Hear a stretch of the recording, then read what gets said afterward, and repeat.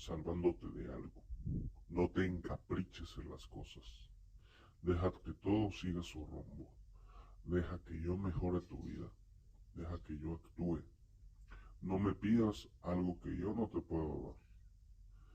No me pidas caprichos. No seas infame ni voluntarioso, que yo te daré la grandeza. Cuando no veas un camino, solamente da el primer paso, que yo haré que todo vaya apareciendo conforme lo vayas necesitando, ya que eso te daré yo, lo que necesites, mas no lo que pidas. Bendición mi gente, mi nombre es Alejandro Romero Olo Batalá y el día de hoy les traigo una obra para contentar a Elecua que va a ser a base de 7 bollos. Le vamos a echar frijol de carita, cocinado o en polvo. Se le van a colocar 7 galletas de sal Elecua, 7 plátanos manzanos embarrados de manteca de corojo, epo.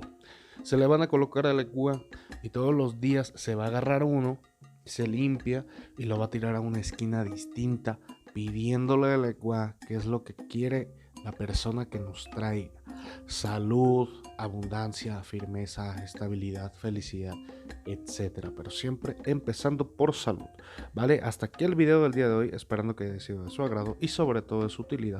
Si es así, síganos en las páginas de Facebook Irabu Aragua, La Hija de las Dos Aguas, Can Odemi, o en nuestra librería Anyorua Botanic Irabu. Vive en Ire, no camines en Osokbo. Hasta luego.